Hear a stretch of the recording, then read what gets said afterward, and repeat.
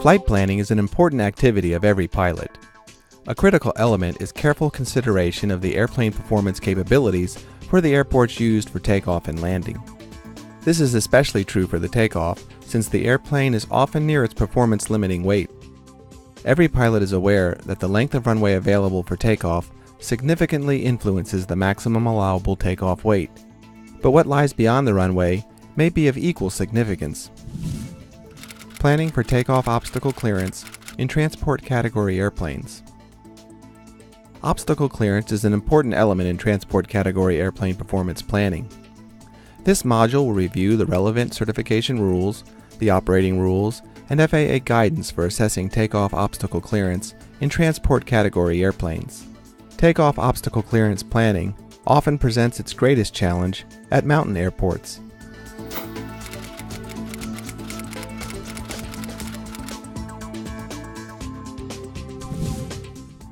The airport at Aspen, Colorado, located in the Rocky Mountains, serves as an excellent example with which to explore this challenge. Let's listen in as a flight crew briefs their flight plan from Aspen to Atlanta, taking into consideration one engine inoperative. I would think the first thing we need to look at is the runway out of Aspen. So I have that right here. And taking a look at the runway, it looks like it's 8,006 feet long. But there is a displaced threshold, so let's go see what that's all about and make sure there's no limits there. When you look at the numbers right there, it says the last 1,000 feet is not available for landing distance computations in the note. Well, we're not landing there, we're taking off, so that's not going to be a huge issue for us. No big deal there. We're also going to be using the lens departure procedure, and it has weather minimums on it, which are, I believe, 400-foot ceiling and 1 mile visibility. Is that correct? That's correct. Okay. And a minimum climb gradient. Do you have any questions about that? I don't think we're going to be able to meet that climb gradient single engine.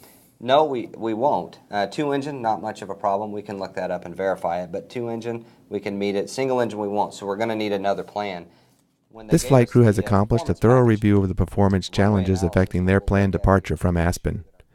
Now let's take a moment to examine the challenge of takeoff obstacle clearance and avoidance planning when departing Aspen.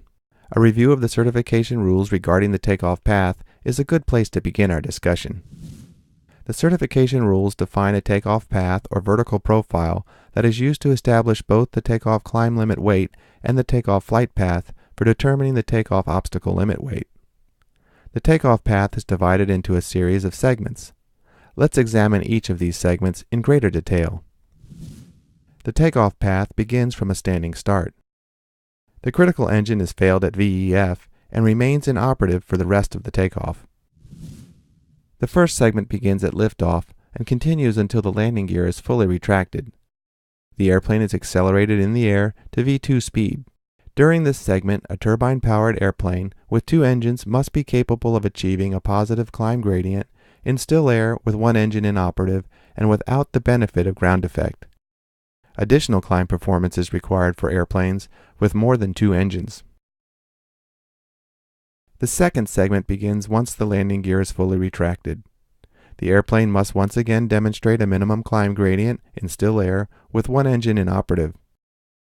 For a turbine-powered airplane with 2 engines, that minimum climb gradient is 2.4%, which is determined at the point where the landing gear is fully retracted. Additional climb performance is required for airplanes with more than 2 engines. The first and second segment climb is based on flying V2 speed.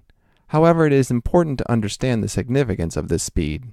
If the engine fails at the most critical point in the takeoff at VEF, which is reached just before V1 speed, and the pilot, electing to continue the takeoff at V1, rotates into the target engine failure takeoff pitch attitude, the airplane will attain V2 speed at the point that the airplane attains a height of 35 feet above the runway.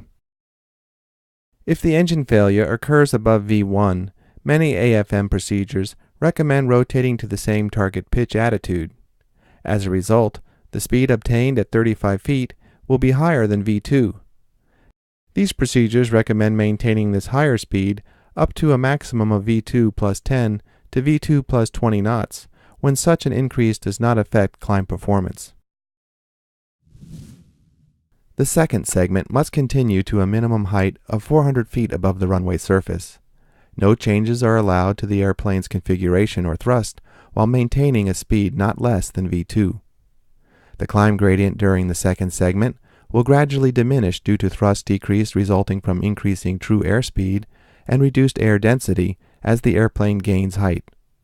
Therefore, the climb gradient capability will be greatest at the beginning of the second segment.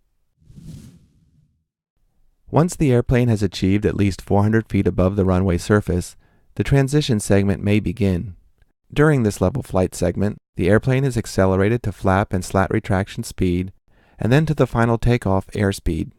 The transition segment ends when the airplane is in the clean en route configuration, at an airspeed of not less than VFTO, and when the remaining engines are set to maximum continuous thrust. If the airplane is less than 1,500 feet above the runway surface at the end of the transition segment, then the final takeoff segment begins at that point and extends until the airplane reaches at least 1,500 feet. At any point above 400 feet, a turbine-powered airplane with two engines must be capable of achieving a minimum climb gradient of 1.2% in still air. Additional climb gradient capability is required for airplanes with 3 or 4 engines. Over the years, the airspeed flown during the final segment has been referred to by a number of different terms. You may be familiar with VFS, VENR, or VSSE. In 2002, FAA incorporated the term VFTO, or final takeoff speed, into the certification rules to identify the airspeed to be flown in the final segment. This speed provides an adequate margin above the stall speed in the clean configuration. Here we see the complete takeoff path from brake release until the minimum height of 1,500 feet above the runway surface. It is helpful to think of these minimum climb gradients imposed by the certification rules as a mandatory minimum level of the airplane's surplus energy condition during takeoff. This surplus energy can be used for either climb or acceleration, or some combination of the two. Since these climb gradient requirements are based on airport temperature and pressure altitude, they are not runway specific. However, choosing flap settings for a given takeoff can affect the climb limit weight. Increasing flap settings used for a takeoff reduces the runway length required for takeoff in most cases. However, it also decreases the takeoff weight limit at which these minimum gradients can be achieved. Depending on the runway choice available for takeoff, this interrelationship effectively means that the climb limit weight may be runway specific. These climb gradient requirements are intended to provide a minimum acceptable level of one engine in operative climb performance, but are definitely not intended to satisfy obstacle clearance requirements. Obstacle clearance must be considered separately. The requirements for takeoff obstacle clearance may be found in Subpart I of Part 121 and Subpart I of Part 135 of the Code of Federal Regulations. Looking back at the operating rules for an airplane like the DC-6 or Lockheed Constellation, following an engine failure on takeoff at V1 speed, the airplane was required to clear obstacles by 50 feet at any point until the airplane's actual height above the runway was 1,000 feet. In the 1950s, it was recognized that 50 feet of obstacle clearance after an engine failure was not sufficient to support the new generation of jetliners that were on the horizon. To provide adequate obstacle clearance for the new turbojet airplanes, the air carrier operating rules introduced for these new airplanes in 1957 provided an increasing margin of obstacle clearance as the airplane traveled further from the end of the runway. To provide this obstacle clearance margin, these new rules required that the takeoff path clear any obstacle by 1% of the obstacle's distance from the end of the runway plus 35 feet until the airplane was 1,000 feet above the runway. These rules proved cumbersome for operators to use and were quickly modified. As a result, they were applied only to early Boeing 707s. Beginning in 1958, the certification rules defined a separate takeoff flight path that begins at 35 feet above the runway surface at the end of the takeoff distance. It is a one-engine inoperative path that continues through each of the takeoff segments and ends when the airplane is at a height of 1,500 feet above the runway, or at the point at which the transition to the en route configuration is complete, whichever is higher. This actual or gross takeoff flight path represents the one-engine inoperative performance that the airplane has been demonstrated to be capable of achieving for a given weight, thrust configuration, and set of environmental conditions. To simplify the obstacle clearance analysis process, these revised certification rules also defined a new net takeoff flight path. The net takeoff flight path is determined by decreasing the airplane's demonstrated one-engine inoperative performance by a conservative margin. When required by the operating rules for turbine-powered airplanes, this net takeoff flight path must clear obstacles by 35 feet.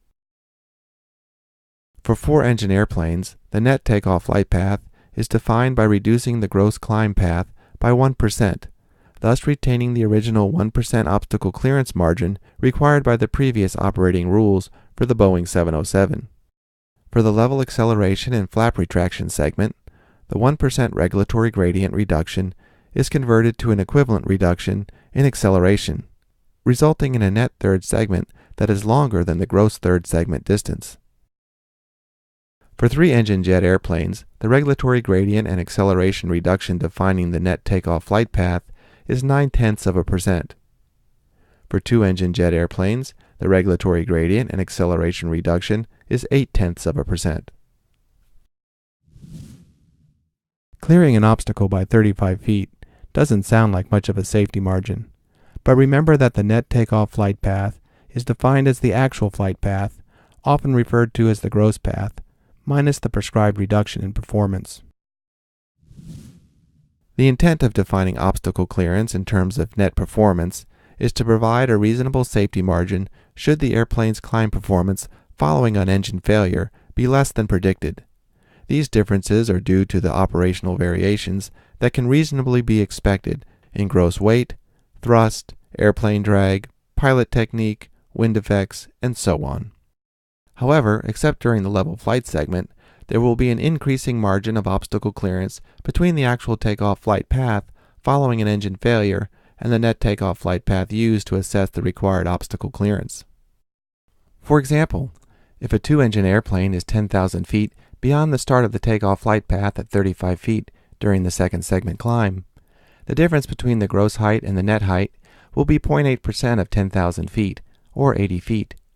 Thus, the requirement that the net takeoff flight path must clear the obstacle by 35 feet means that the airplane will actually clear the obstacle by as much as 115 feet. As noted previously, variables that may reasonably occur during normal operations may reduce this margin. The takeoff flight path and net takeoff flight path begin at 35 feet above the runway surface. For airplanes with FAA-approved wet runway takeoff data, this can result in lower than normal obstacle clearance in the event of an engine failure on takeoff near V1. Because the airplane is allowed to be at a height of 15 feet above the runway surface at the end of the one-engine inoperative takeoff distance for a wet runway, the airplane can be 20 feet closer vertically to the obstacle after taking off from a wet runway compared to taking off from a dry runway. Of course, if there is no engine failure during takeoff, there is no difference in the flight path of the airplane taking off from a wet runway compared to taking off from a dry runway. The airplane manufacturer is required to furnish performance data and procedures for use in assessing net takeoff flight path obstacle clearance. The airplane manufacturer has significant latitude in the design and presentation of this data, including providing it in an electronic format. In addition, the procedures used for constructing the net takeoff flight path and the nomenclature used on the data charts may vary widely between manufacturers. While the complex array of charts typically provided in the airplane flight manual satisfies the regulatory requirements, most pilots would find it impractical to use these charts for routine departure calculations. The days of pilots calculating takeoff obstacle clearance from pages of paper charts in transport category airplanes are long gone, and for good reason. Today, the options furnished by the manufacturers to optimize the performance capabilities of these airplanes are very complex. The obstacle data sources that must be considered have grown in number, as well as the sheer number of obstacles that must be considered in any net takeoff flight path analysis. It is no longer considered feasible or practical to expect pilots to determine a takeoff weight limit for obstacle clearance on their own. Rather, it is expected that the analysis is completed by a professional aircraft performance engineer or a performance engineering provider, with the necessary training and resources available to make full use of data provided in the airplane flight manual. In addition, they are expected to collect and maintain an obstacle database using the best and most current data sources available for use in performing the analysis. In many cases, electronic performance data is now being provided by manufacturers, and in some cases the flight manual performance data is no longer provided in paper form. Performance engineers will most often use the airplane flight manual data to create a more practical means for pilots to evaluate obstacle clearance to support flight operations. Examples might include a software performance calculation tool, such as might be installed in an electronic flight bag, or a runway-specific airport analysis, summarizing the limitations for departure from a given runway. However, even these tools are dependent on a properly maintained obstacle data set. Regardless of how the analysis is prepared and presented, there are a few important items that all pilots should know about the net takeoff flight path obstacle clearance analysis. The airport runway analysis prepared by the performance engineer provides the pilot with the maximum allowable takeoff weight in consideration of performance requirements for the takeoff airport and runways specified. Because the climb weight limit is not directly associated with departure from a specific runway, it is often shown in a separate location from the runway weight limit. In addition to the climb weight limit, a runway weight limit for each runway is provided on the analysis. The runway weight limit considers each of the performance requirements that may restrict maximum allowable weight when taking off from a specific runway. Among other things, this runway weight limit assures that the net flight path will clear all identified obstacles by the required margin along the departure path. When preparing the analysis, the performance engineer must consider the performance data and procedures for calculating the net takeoff flight path prescribed for each airplane type. The net flight path data for most airplanes allow a second segment climb to any height above 400 feet that is necessary to clear obstacles up to a maximum height that permits the cleanup and acceleration to VFTO speed to be completed within the time limitation on the use of takeoff thrust. For those runways where obstacle clearance is not a limitation, the operator often establishes a standard acceleration height, for example, 1,000 feet above the runway elevation. The acceleration height is provided on the airport analysis for each runway end. Leveling at this height may be required for obstacle clearance in one of the takeoff flight path segments. However, on some airplane types, the second segment net takeoff flight path data terminates at a gross height of 400 feet above the runway. When this is the case, the engineer must plan the transition segment obstacle clearance on the assumption that the pilot will level off and accelerate at that height. Therefore, the maximum allowable takeoff weight cannot be based on climbing higher than 400 feet above the runway. Still, other airplanes are capable of an extended second segment climb, where the airplane is assumed to continue climbing at V2 with takeoff flaps to the end of the takeoff thrust limit. The transition segment is then completed using maximum continuous thrust. To use this option, it must be demonstrated that the airplane is capable of meeting the minimum gross climb gradient requirement for the final segment at the designated acceleration height with takeoff flaps extended and maximum continuous thrust. Using data furnished in the AFM, the engineer determines weight limit additions or subtractions applied to the runway limit weight to account for headwind or tailwind component, non-standard atmospheric pressure, engine bleed and ice protection configuration, and so forth. In some cases, the corrections are tabulated as part of the airport analysis, and the flight crew must apply adjustments to the limit weights. To deal with the complexity of the obstacle clearance analysis, some pilots have tried to simplify it by thinking of it in terms of meeting a required climb gradient. For example, the standard 200 foot per nautical mile or 3.3% climb gradient used on IFR departure procedures. It is important to understand that the one engine inoperative climb gradient data furnished in the airplane flight manual represents a spot value or snapshot of the airplane's performance at a particular point in the takeoff path. Airplane climb performance diminishes as the airplane climbs due to thrust lapse rate loss and as true airspeed increases with height. While it may appear that acceptable obstacle clearance can be demonstrated using a rise over run analysis based on a spot climb gradient, in reality, that is not the case, since the first and second segment net takeoff flight paths are not a constant gradient. As we just mentioned, the gradient reduces as the airplane climbs due to thrust lapse rate loss and as true airspeed increases with height. In addition, there is often a marked difference in slope between the first segment and the second segment due to drag resulting from the landing gear retraction sequence. Typically, the only rise over run obstacle assessment found in the AFM is for the final segment. The final segment flight path does not have any large discontinuities in it since the configuration is constant throughout, unlike the initial portion of the takeoff flight path where the gear is in extended position in the first segment and in the retracted position in the second.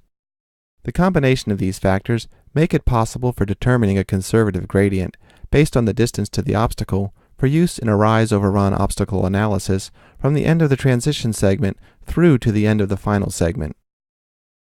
As you can see from this graphic, a simple projection of a climb gradient does not ensure compliance with the obstacle clearance rules in the event of an engine failure. Any time that the yellow line showing the constant assumed net second segment climb gradient is above the red net takeoff flight path line, we cannot assume that the constant gradient method will provide the required obstacle clearance because it does not reflect the airplane's true net takeoff flight path. Our discussion thus far has focused on how the net takeoff flight path clears obstacles by the required height, but we haven't discussed which obstacles must be cleared. To help answer this question, FAA released Advisory Circular AC 12091, Airport Obstacle Analysis. According to the operating rules in Part 121 and Part 135, any obstacles that are located 200 feet on either side of the flight path within the airport boundary, or 300 feet on either side after passing the airport boundary, must be cleared vertically by the net takeoff flight path. This advisory circular, released in 2006, provides guidance on developing obstacle analysis that meet the intent of this requirement by accounting for factors that may cause a difference between the intended track of the flight path and the actual track of the flight path following an engine failure. The AC provides methods that account for factors that may affect the actual ground track relative to the intended ground track, such as wind and available course guidance. This is accomplished by using an obstacle accountability area within which all obstacles must be cleared vertically by the net takeoff flight path. For an engine failure procedure that is centered on the extended runway center line, this area begins at the runway end and expands at a predefined rate until it is at a maximum width 2,000 feet either side of the intended track. For some runways, a straight-out engine failure procedure may not be possible or desirable in terms of maximum allowable takeoff weight. On these runways, a special engine failure procedure may be provided that takes the flight path of the airplane away from the terrain or obstacles that limit the allowable takeoff weight. The turn procedure is computed taking into account the climb speed and bank angle used following the engine failure. The effect on climb performance resulting from the bank angle flown during the turns is included in the allowable takeoff weight limit. Because a turn is involved, the obstacle accountability area expands in width to 3,000 feet either side of the track. The procedure may be defined in simple terms of turns and headings to fly following an engine failure. Ground-based nav aids are usually used to identify the point at which a turn is to begin. Oftentimes it is beneficial for the engine failure procedure to coincide with the IFR departure procedure used for that runway. The engine failure procedure for Aspen's runway 33 is based on the LIN's standard instrument departure. The major difference is that the turn points are expressed as geographical references instead of crossing altitudes. In addition, this procedure includes a holding pattern at LIN's intersection that allows the airplane to climb to a safe altitude and reach the IFR en route structure. Although not used in this example, there is an option to reduce the obstacle accountability area through analysis of the ground track taking into account wind and available course guidance. Another option provided in the AC uses visual guidance to avoid obstacles. While this may sound simple, the AC requires that specific procedures be provided to the flight crew along with any weather or lighting requirement necessary to maintain reference with the desired ground track. IFR procedures like the LIN's standard instrument departure often contain minimum climb requirements. As mentioned by our flight crew in the Aspen briefing, this SID has a climb gradient requirement of 465 feet per nautical mile, up to 10,000 feet MSL. Over the years, pilots have asked many questions concerning the climb gradients published on SIDs and obstacle departure procedures. They have heard a variety of answers, some of them quite dubious. Let's answer the most important question first. All IFR departure procedures are based on normal airplane operation and assume that all engines are operating. Compliance with the climb gradient published on a SID or ODP is based on the normal all engines operating climb performance of the airplane. There is no requirement to demonstrate compliance with a SID or ODP based on one engine in operative performance. If an engine fails on takeoff in a transport category airplane, the operating rules and procedures previously discussed are used to address that failure. The IFR departure procedure is no longer applicable. The pilot should refer to the engine failure contingency procedure for the runway in question. This procedure was developed to address this specific failure. The climb gradient published on a SID or ODP is treated as a plane, originating at the end of the runway, that must not be penetrated from above until reaching the published altitude, as opposed to a gradient, which must be exceeded at all points in the path. The climb gradient will provide obstacle clearance based on the assumption of normal all engines operating performance. However, the climb gradient on a SID may also be established to meet an ATC requirement, such as separation from other airplanes, and therefore may be greater than what is required for obstacle clearance. These climb requirements are determined in consideration of all aircraft that are authorized to use the procedures and the full range of airspeeds that may be flown by departing aircraft, for example, 250 knots below 10,000 feet. On the other hand, the contingencies procedure for an engine failure on takeoff are developed based on the demonstrated performance for a specific airplane type. The airplane's flight track can be accurately predicted based on the actual speed flown following an engine failure, for example V2 speed. Therefore, as we have seen, the area in which the obstacles that must be assessed for net takeoff flight path clearance is smaller than the area used for normal IFR departures. The flight management systems on many business airplanes provide features for computing airplane performance, including climb weight limitations. Pilots should be aware that the results provided by these systems are only as accurate as the obstacle information entered by the pilot. If the pilot enters the climb gradient requirement published on an IFR departure procedure, the results may be misleading. Hutchinson, Kansas runway 13 has a very simple obstacle departure procedure. Climb heading 132, which is the runway heading to 3,100 feet MSL, before proceeding east. Since no climb gradient is published for this runway, the standard 200 foot per nautical mile requirement is assumed. The FMS for this particular aircraft is capable of computing the maximum allowable takeoff weight based on a climb gradient requirement. The climb gradient we use to determine our maximum allowable weight is the 200 feet per nautical mile standard climb gradient for runway 13 at Hutchinson. We determine our maximum allowable takeoff weight using a typical summer temperature for Kansas, 40 degrees Celsius, which is equal to 104 degrees Fahrenheit. Maximum allowable takeoff weight computed by the FMS for runway 13 is 38,336 pounds. The takeoff field length required is 6,889 feet. Runway 13 is 7,000 feet in length. The declared distances for runway 13 are all 7,004 feet, which is slightly longer than what is shown in the FMS. 38,047 pounds is slightly below the takeoff weight limit. The results returned by the FMS appear to show that we are within approved limits for takeoff on Hutchinson's runway 13. A check of an airport analysis for this runway at 40 degrees Celsius reveals a shocking surprise. The takeoff weight is obstacle limited on this runway to 36,841 pounds, almost 1,500 pounds less than the weight shown by the FMS computation. The answer to this question is found on the obstacle departure procedure for runway 13. Here you will see a list of obstacle notes. These obstacles are tall enough that they would normally require a higher than standard climb gradient. To avoid publishing needlessly excessive high climb gradients to the height of 200 feet or less above the runway, the FAA publishes notes about these obstacles on IFR departure procedures. These notes are intended to advise the pilot of close-in obstacles so they are aware of them and can take the necessary actions to avoid them on takeoff.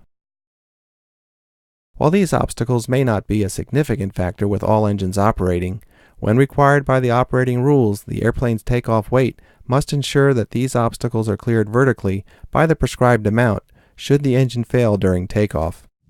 Here's what the performance engineer would see when checking the obstacle clearance at the 38,047 pound takeoff weight computed by the FMS.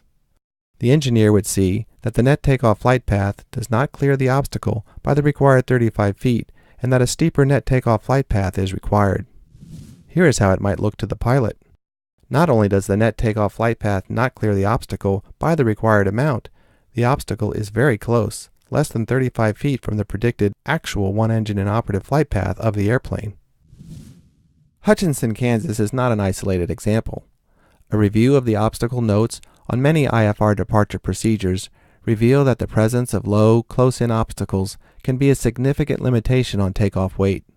In addition, there are many other obstacles that are too low to affect the SID or IFR departure procedure standards, but must be considered in the engine-out analysis. As we noted earlier, the climb gradient published on an IFR departure procedure is based on normal all-engines operating performance. This often leads to a question: how do I know whether my airplane can meet the published climb requirement? This is not a subject addressed by the certification rules.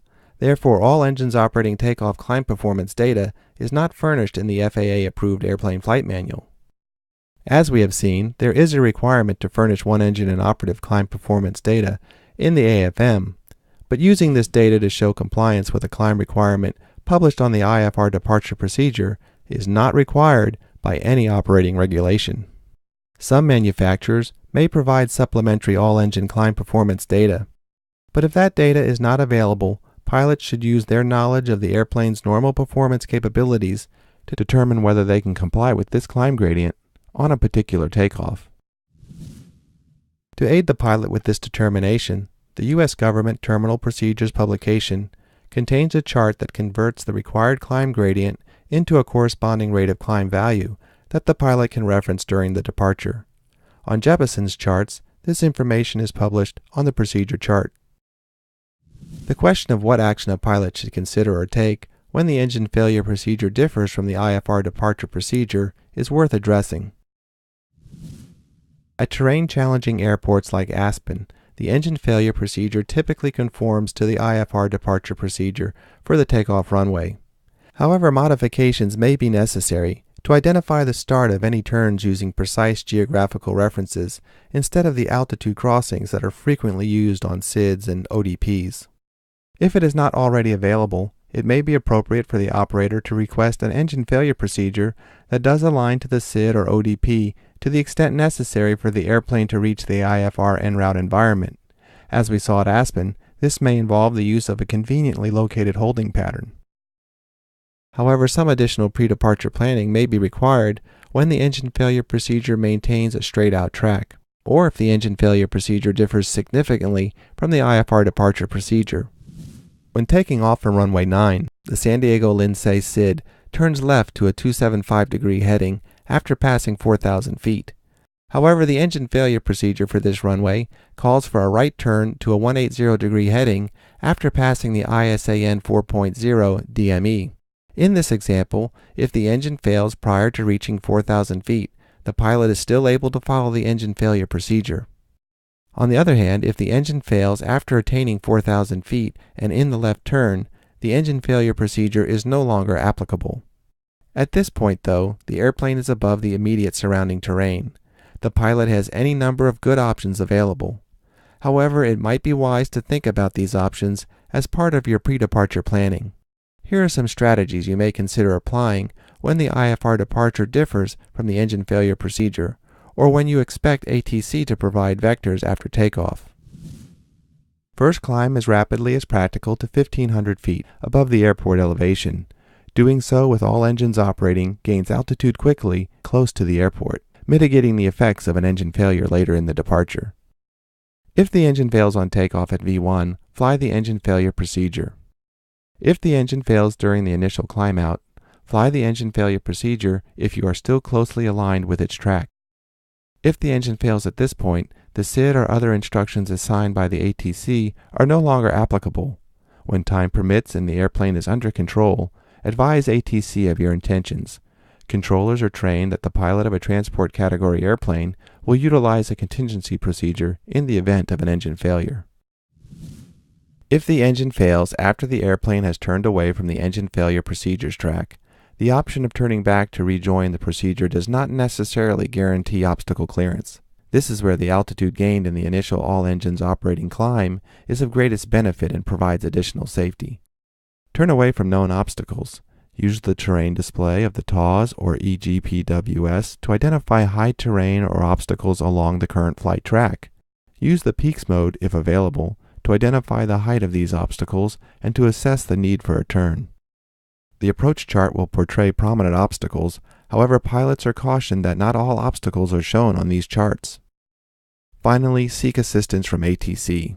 ATC can vector the airplane away from high terrain or obstacles. If necessary, request vectors or a hold from the controller to reduce crew workload while addressing the emergency.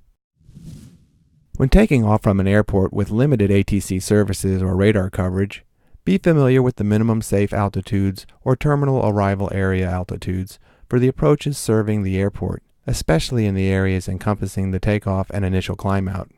The MSA or TAA for an RNAV approach is centered on the runway threshold. These altitudes provide at least 1,000 feet of obstruction clearance within a particular sector. Once above these altitudes, a turn back to the airport can be safely accomplished, provided you remain within the maximum distance published for the MSA or TAA. Okay. Before takeoff checks, please. Now that we have reviewed considerations for takeoff obstacle avoidance that should be part of every pilot's pre-flight planning, let's see how this planning enters into play when the engine fails on takeoff. We join our flight crew as they receive their takeoff clearance from Aspen's runway 33. Tower, November 300, Charlie Charlie is ready for takeoff. November 300, Charlie Charlie, winds are light and variable. Altimeter 292, you're clear for takeoff, runway 33. Clear for takeoff, runway 33, November 300, Charlie Charlie. Finals clear.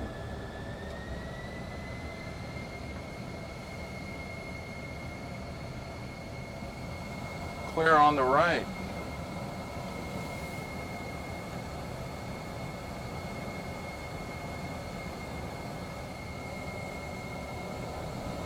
Runway heading is 328 and we are cleared for takeoff. Firm.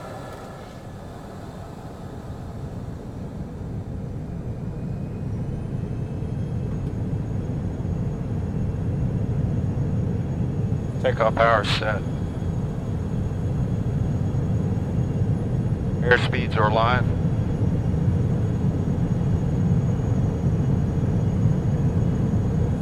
$80 knots, cross check.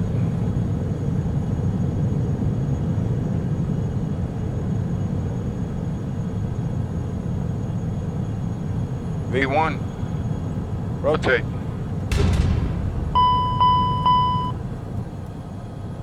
Positive read. Gear up. Had the left engine roll back. Okay. There's the end of the runway. Coming 340, heading half bank. Speed bug B2. Set.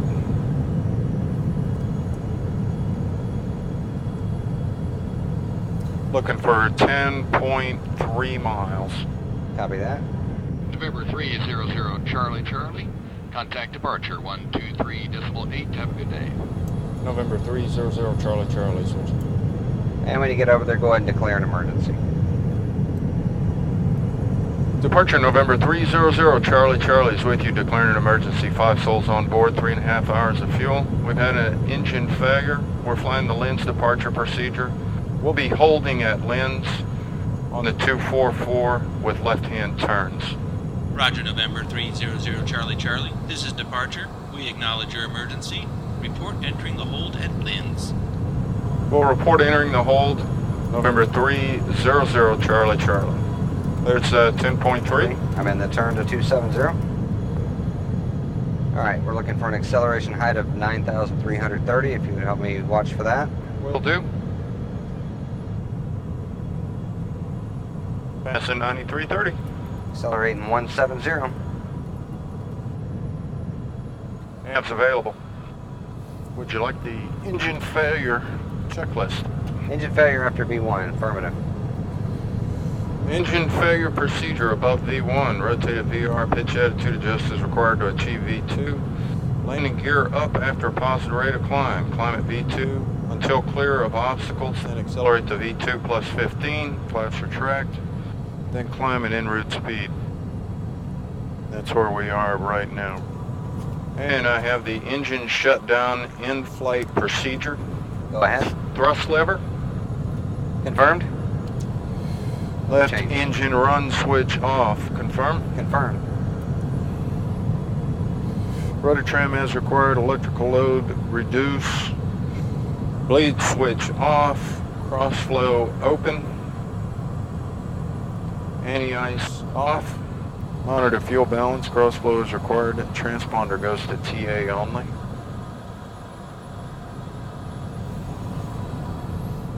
Land as soon as practical.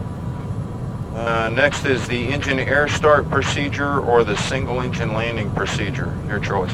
We'll do the engine air start. There's no reason not to. We'll use the APU assisted one, so we'll get the engine restarted if we can, and we'll proceed and get a clearance over to Denver as we discussed previously, and just soon not go back into Aspen. Concur. We will probably need to climb to at least 17 or 17,000 or flight level 190. We can ask ATC, but that shouldn't be a problem. Roger.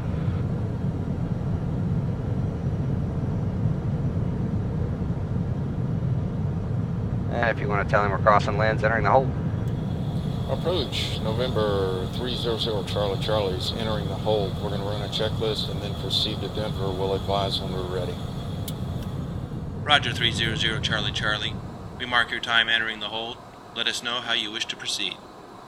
As we bring the discussion to a close, it is beneficial to review a few key points. Part 121 and Part 135 operators of transport category airplanes have a legal requirement to ensure that the net takeoff flight path clears obstacles following an engine failure at or above V1 speed. These operators must consider takeoff obstacle clearance for every takeoff. It does not matter if the airplane is operated under instrument flight rules or visual flight rules, or if the weather conditions are VMC or IMC. Though not required, voluntary compliance is strongly encouraged by Part 91 operators. The climb gradient requirement, published in a standard instrument departure or an obstacle departure procedure, assumes normal all engines operating performance. Demonstrating that the airplane can meet these climb requirements after an engine failure is not required. If the engine fails on takeoff at or above V1 speed, fly the engine failure procedure. The SID or the takeoff climb-out instructions received from ATC are no longer applicable. Advise ATC of your intentions when it is safe to do so. As we have seen in the presentation, the determination that safe takeoff obstacle clearance can be achieved following an engine failure on takeoff is not an easy task. Ask yourself, is this assessment something that I can perform before each takeoff? Do I possess the training, the tools, and the skills to analyze the engine out performance of my airplane? Can I determine where all the critical obstacles are along my takeoff path?